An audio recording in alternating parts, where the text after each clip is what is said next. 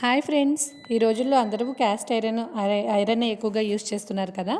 కానీ ఈ ఐరన్ కానీ క్యాస్ట్ ఐరన్ కానీ యూస్ చేయాలంటే ఈ సీజనింగ్ అనేది కరెక్ట్గా చేసుకోవాలి. అది సరిగా రాలేదంటే మనం ఏ ఐటెం వండినా సరే పాడైపోతుంది.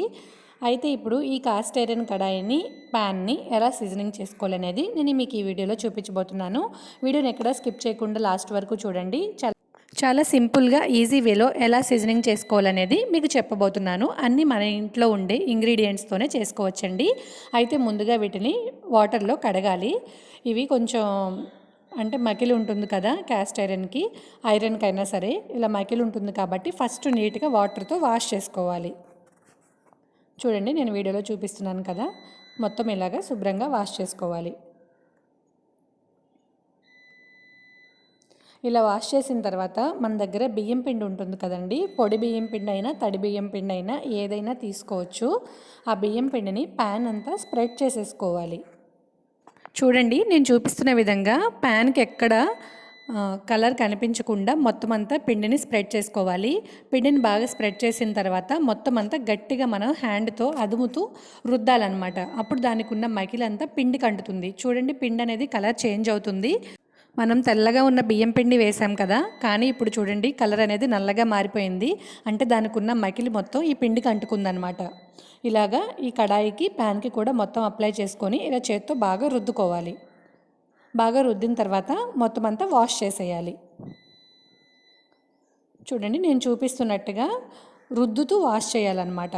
కొంచెం మన చేత్తోనే కొంచెం గట్టిగా రుద్దుతూ వాష్ చేయాలి.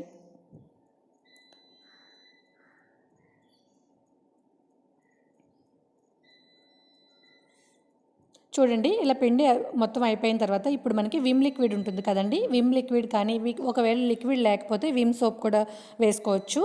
విమ్ లిక్విడ్ వేసి మనకి దగ్గర స్టీల్ పీస్ ఉంటుంది కదా, మనం మంటలు తోముకునేది, ఆ స్టీల్ పీచుతో ఇట్లా బాగా రుద్దాలి, గట్టిగా రుద్దాలన్నమాట. అప్పుడు దానికి ఉన్న మకిలి మొత్తం వదులుతూ ఉంటుంది మనం రుద్దుతూ ఉంటే. ఒక్కసారికి ఇదేం పోదండి, 2 సార్లు చేసుకోవాలి. అప్పటికి పోలేదనుకుంటే 3 టైమ్స్ కూడా చేసుకోవాలి. లేదంటే తర్వాత మనం వాడుకునేటప్పుడు మనం దోశ వేసామంటే అసలు దోశ అంతా నల్లగా అయిపోతుంది అనమాట, తినడానికి పనికిరాదు. అందుకని సీజనింగ్ మాత్రం మనం కరెక్ట్గా చేసుకోవాలి. ఇలా విమ్ లిక్విడ్ వేసిన తర్వాత నేను స్టీల్ పీచుతో గట్టిగా తోమేశాను. తోమిన తర్వాత ఇట్లా నీట్గా కడిగేయాలి. చూడండి, ఇప్పుడు మీకు చెయ్యి చూపిస్తున్నాను. ఇట్లా రాస్తుంటే దానికి లైట్గా బ్లాక్ కలర్లో మకిల్ అనేది అంటుతుందన్నమాట. అంటే ఇంకా పోలేదనే అర్థం. మళ్ళీ ఇంకో రోజు కూడా మనం వాష్ చేసుకోవాలి. చూడండి, నేను మీకు చూపిస్తున్నాను. ప్యాన్ది కూడా మీకు కనిపిస్తుందా? లైట్గా బ్లాక్ కలర్లో కనిపిస్తుంది కదా. ఇప్పుడు ఇలా నీట్గా వాష్ చేసేసిన తర్వాత దీన్ని స్టవ్ మీద పెట్టుకోవాలి. స్టవ్ వెలిగించి స్టవ్ మీద ప్యాన్ పెట్టుకోవాలి. తడి మొత్తం ఆరిన తర్వాత దీనిలో 1 స్పూన్ ఆయిల్ వేసుకొని ప్యాన్ మొత్తం స్ప్రెడ్ చేసుకోవాలి. నేను వీడియోలో చూపించినట్టుగా చేసుకోండి. మీ ఐరన్ ప్యాన్ కానీ క్యాస్ట్ ఐరన్ కానీ ఏ ప్రాబ్లం లేకుండా యూస్ చేసుకోవచ్చు. ఇలా కనుక సీజనింగ్ చేసుకున్నారంటే. చూడండి, ప్యాన్ మొత్తం తడంతా ఆరిపోయిన తర్వాత 1 స్పూన్ ఆయిల్ వేసుకొని ఒక ఉల్లిపాయ చెక్క తీసుకొని ప్యాన్ మొత్తానికి అంటేలాగా ఆయిల్ని ఇలా స్ప్రెడ్ చేసుకోవాలి. చూడండి, ఎక్కడ గ్యాప్స్ లేకుండా ప్యాన్ మొత్తం అంటుకోవాలన్నమాట. మనం దోశ వేసినప్పుడు చుట్టూతా వేస్తాం కదా, అప్పుడు దోశకి నల్లగా అంటుకోకుండా ఉండాలి అంటే మనం ప్యాన్ మొత్తాన్ని సీజనింగ్ చేసుకోవాలి. చూడండి, ఇలా ఆయిల్ అప్లై చేసేసుకొని దీన్ని పక్కన పెట్టేసుకోవాలి. అలాగే కడాయికి కూడా ఆయిల్ అప్లై చేసుకొని పక్కన పెట్టుకోవాలి. ఇది ఒక 24 అవర్స్ వరకు వీటిని ఎక్కడ డస్ట్ పడకుండా ఉండే ప్లేస్లో పెట్టుకోవాలండి. 24 అవర్స్ తర్వాత మళ్ళీ మనం సేమ్ ప్రాసెస్ రిపీట్ చేస్తూ సీజనింగ్ అనేది చేసుకోవాలి. వీడియో స్కిప్ చేయకుండా చూడండి. అలాగే ఈ వీడియో కనుక మీకు నచ్చినట్టయితే లైక్ చేసి ఛానల్ సబ్స్క్రైబ్ చేయడం మాత్రం మర్చిపోకండి. మీరు వీడియో లైక్ చేయడం వల్ల మీలాగే ఇంకొంతమందికి ఈ వీడియో అనేది వెళ్తుంది. చూడండి, ఇలా ఆయిల్ మొత్తం స్ప్రెడ్ చేసిన తర్వాత ఒక 24 అవర్స్ పెట్టాక ఇది నెక్స్ట్ డే చూపిస్తున్నాను. మళ్ళీ ఇలా ప్యాన్ తీసుకొని మనం పొడి వేసుకొని ఇలా చేసుకోవాలి. ముందు రోజు చేసినట్టుగానే చేత్తో గట్టిగా అదుముతూ పిండి మొత్తాన్ని స్ప్రెడ్ చేయాలి. చూడండి, ఇప్పుడు పిండి అనేది కలర్ చేంజ్ అవ్వలేదు. మనం ముందు రోజు వేసినప్పుడు నల్లగా మారిపోయింది, కానీ ఇప్పుడు మాత్రం చేంజ్ అవ్వలేదు. అంటే దీనికి మకిలి ఇంకా ఏమీ లేదు. నేను ఇంకొకసారి సీజనింగ్ చేయాల్సిన అవసరం ఏం లేదు. ఈ ఒక్కసారి చేస్తే సరిపోతుంది. అదే కనుక మీకు మళ్ళీ పిండి నల్లగా మారింది, మీరు కడిగిన తర్వాత కూడా మీకు బ్లాక్ కలర్లో అంటుతుంది అన్నప్పుడు మీరు ఇంకొక రోజు కూడా మళ్ళీ ఆయిల్ అప్లై చేసుకొని పక్కన పెట్టేసి ఇంకో రోజు కూడా సేమ్ ప్రాసెస్ రిపీట్ చేయండి. అలా మూడో రోజు చేస్తే సరిపోతుంది. ఇంకా తర్వాత హ్యాపీగా మనం యూస్ చేసుకోవచ్చు. చూడండి, పిండి మొత్తాన్ని స్ప్రెడ్ చేసిన తర్వాత మళ్ళీ ఒకసారి వాష్ చేసేయాలి శుభ్రంగా. పిండి అయితే లైట్గా కలర్ చేంజ్ అయిందండి, ఎక్కువగా ఏం చేంజ్ అవ్వలేదు. మళ్ళీ మనం విమ్ లిక్విడ్ వేసి వాష్ చేస్తాం కాబట్టి ఉన్నది కూడా పోతుంది. ఏం భయపడాల్సిన అవసరం ఏమీ లేదు. చూడండి, ఇలా విమ్ లిక్విడ్ వేసి మన దగ్గర ఉండే స్టీల్ పీచుతో బాగా రుద్దుకోవాలి. మనం రుద్దేటప్పుడే గట్టిగా అదిమి పట్టి రుద్దామంటే దానిలో ఉన్న మకిలి ఏమైనా ఉంటే వచ్చేస్తుందండి. మీ దగ్గర స్టీల్ పీచు లేకపోతే మామూలు స్క్రబ్బర్తోనైనా సరే గట్టిగా రుద్దుకోవచ్చు.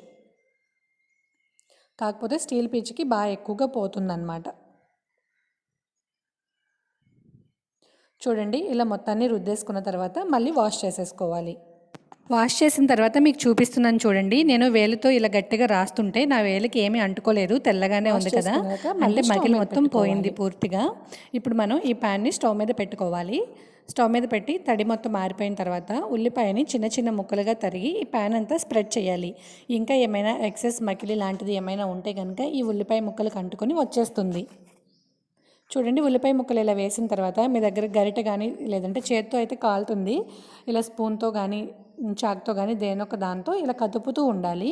ఉల్లిపాయ ముక్కలు కొద్దిగా గట్టిగా అదిమి పట్టి ఇలా రాస్తూ ఉంటే ఏమైనా మకిలు ఉంటే కనుక ఉల్లిపాయ ముక్కలకి అతుక్కుని వచ్చేస్తుంది అన్నమాట. చూడండి, ఇలా కడాయికి ప్యాన్కి కూడా చేసుకోవాలి. ఇలా చేసిన తర్వాత మళ్ళీ ఆయిల్ వేసుకొని మొత్తం ప్యాన్ అంతా స్ప్రెడ్ చేసి డస్ట్ పడని ప్లేస్లో పెట్టుకోవాలి. ఎవ్రీ టైం మనం ఈ క్యాస్ట్ ఐరన్ ప్యాన్స్ని యూస్ చేసిన తర్వాత ఇలానే ఆయిల్తో సీజనింగ్ చేసుకొని డస్ట్ పడని ప్లేస్లో పెట్టుకోవాలండి, లేదంటే ఈజీగా రస్ట్ పట్టేస్తుంది. చాలా జాగ్రత్తగా వాడుకోవాలి. క్యాస్ట్ ఐరన్ వాడడం వల్ల మన ఒంటికి కూడా మంచిది. అల్యూమినియం కడాయిలు లాంటివి వాడకూడదు.